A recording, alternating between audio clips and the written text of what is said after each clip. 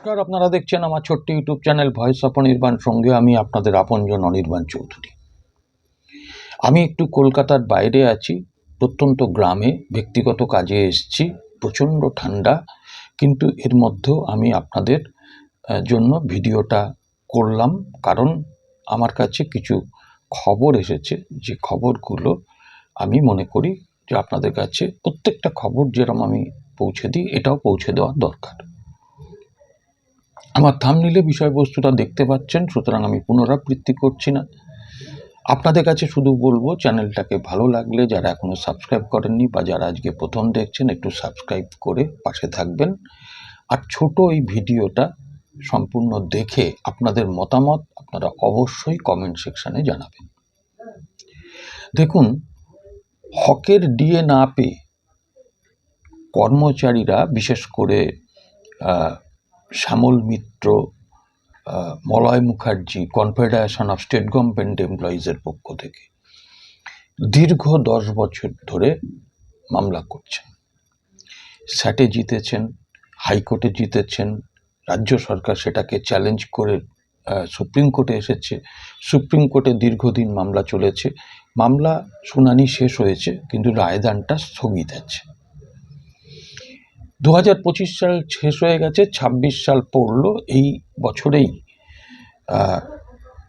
প্রথম দিকেই, অর্থাৎ এই জানুয়ারি মাস, আজকে 2 তারিখ, এই জানুয়ারি মাসেই কিন্তু রায়টা প্রত্যাশা করছেন সবাই।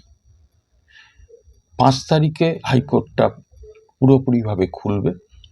আশা করা যাচ্ছে এই মাসের মধ্যেই, কেন আবার 23 থেকে 26 তারিখ অবধি ছুটি আছে, সে কারণে এই 20 তারিখের মধ্যেই আশা করা যাচ্ছে 15, 16 বা 20 তারিখের মধ্যে ডিএ সংক্রান্ত যে মামলার রায় যেটা স্থগিত আছে, সেইটা মনে হয় রায় প্রকাশ হতে পারে। মান্যবর বিচারপতিরা রায়দান করতে পারেন। এই অবধি আপনারা সবাই জানেন। যদি দেখুন, এই নির্বাচনের আগে ডিএ মামলাটার রায় না দেওয়া হয়, ডিএ মামলাটা দিলে, এটুকু আমি বলছি যে রাজ্য সরকার, এই ফেরেববাদ সরকার, চোর সরকার, এরা ডিএ দেবে না কর্মচারীদের। এরা সুপ্রিম কোর্টকেও মানে না, এরা কিচ্ছু মানে না। একটা তালিবানি শাসনের থেকেও বাজে শাসন চলছে আমাদের রাজ্যে। এখন যাই হোক, তো সুপ্রিম কোর্টের রায়টা বেরোলে অন্তত আইনি অধিকারটা সুস্পষ্ট হবে। আপনারা বলবেন তাতে কি পেট ভরবে, তাতে কি আমার পকেট ভরবে? না, এটা ভবিষ্যতে কাজে দেবে।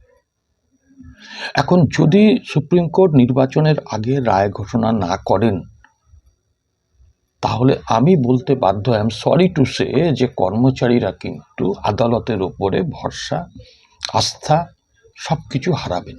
এমনিতেই নানান কথা অনেকেই ক্ষোভে, দুঃখে, জ্বালায়, যন্ত্রণায় বলছেন, কিন্তু সেইটা আরও বৃদ্ধি পাবে। এবং আমার মনে হয় যে বিচারপতি মান্যবর, তাদের ওপরে শ্রদ্ধা আমারও আছে, আস্থা আমারও এখন অবধি আছে, কিন্তু এই রায়টা জন্য সবাই প্রত্যাশী।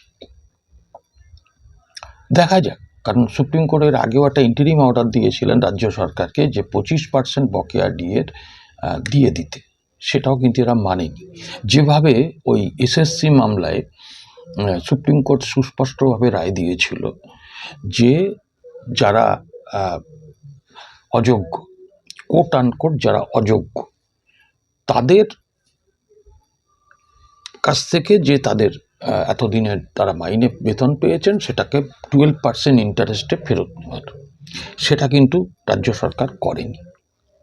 তাই বলছি, এরা কিচ্ছু মানে না। যাই হোক, যে খবরটা আপনাদের দিতে এলাম সেটা হলো এই, যে ইউনিটি ফোরাম বলে একটি সংগঠন আছে কর্মচারীদের, তার যিনি নেতা দেবপ্রসাদ হালদার, তিনি এখনও কর্মরত, একটা ডিপার্টমেন্টের সেকশন ইনচার্জ। তিনি এর মধ্যে একটি আরটিআই করেছেন।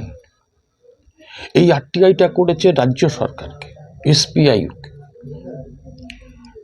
আরটিআই অ্যাক্ট 2005 অনুযায়ী এবং বিশেষ করে এইটা যেহেতু মানে তিনি যে বিষয় নিয়ে আরটিআই করেছেন সেটা যেহেতু জীবন এবং স্বাধীনতার সঙ্গে যুক্ত, তার জন্য আরটিআই অ্যাক্টে 7/1 ক্লজ অনুযায়ী করেছেন।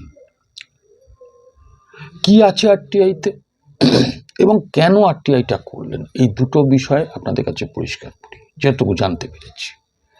একটা হচ্ছে আরটিআইটা করেছেন এই জন্যই যে বিষয়টা ছিল এটাই যে দিল্লিতে যে বঙ্গভবন আছে সেই বঙ্গভবনের যে কর্মচারীরা তারা 2020 সালের জানুয়ারি মাসের একটি সরকারি অর্ডার, যেটাতে তাদের জন্য যে ডিএ, পে স্কেল সব কিছু পৃথক, অথচ তারা পশ্চিমবঙ্গ সরকারের কর্মচারী। ডিএ তারা এআইসিপিআই অনুযায়ী পান, কেন্দ্রীয় হারেই ডিএ পান। তো সেইটাই দেবপ্রসাদ বাবুরা জানতে চেয়েছেন যে কত % করে দিয়ে দেওয়া হয়, কত % অন্যান্য ভাতা দেওয়া হয়, কি কি সুযোগ সুবিধে তাদের দেওয়া হয় এবং তাদের পে স্ট্রাকচারটাও জানতে চেয়েছেন। সমস্ত অর্থ দপ্তরের যে আদেশ এই ব্যাপারে রাজ্য সরকারের, সেটাও তারা কাগজপত্র চেয়েছেন।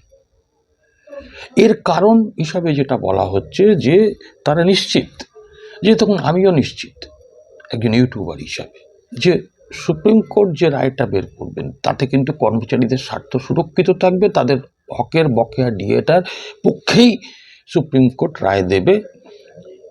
এটা এই জন্যই জোর দিয়ে বলছি, যদি বিচারপতিরা সঠিকভাবে রায়টা দেন, আমি বলতে খুব কষ্ট হচ্ছে, খারাপ লাগছে, বিচারপতিরা যদি নিরপেক্ষভাবে রায় দেন তাহলে বিচারপতিরা কর্মচারীদের পক্ষে দেবেন, কাগজ দেখে সমস্ত তুল্যমূল্য বিচার করে।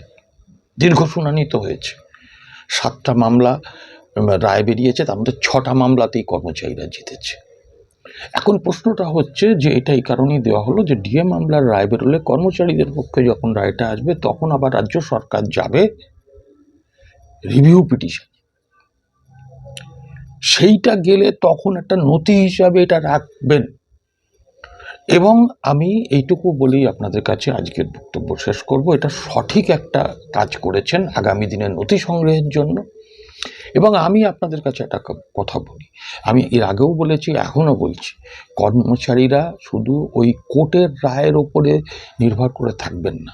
অবসরপ্রাপ্ত কর্মচারীদের মধ্যে যাদের শারীরিকভাবে যারা সক্ষম এবং সরকারি কর্মচারীরা তারা পথে নামুন। কতজনকে ট্রান্সফার করবে, কতজনকে ডিটেলমেন্ট দেবে? আর এই সরকারের মেয়াদই তো প্রায় শেষ হয়ে এসছে, এই সরকারটাই তো এবার বোধহয় রিটায়ার করবে। তাই আমি আপনাদের কাছে বলছি, সরকারি যারা কর্মচারী, this is the high time, লোহা গরম থাকলে পেটাতে হয়, পেন ডাউন করুন। আপনারা আমার মতামত দেবেন, আপনারা, আমি এই খবরটা আপনাদের কাছে দিলাম। সবাই ভালো থাকবেন, আবার দেখা হবে পরবর্তী এপিসোডে। নমস্কার।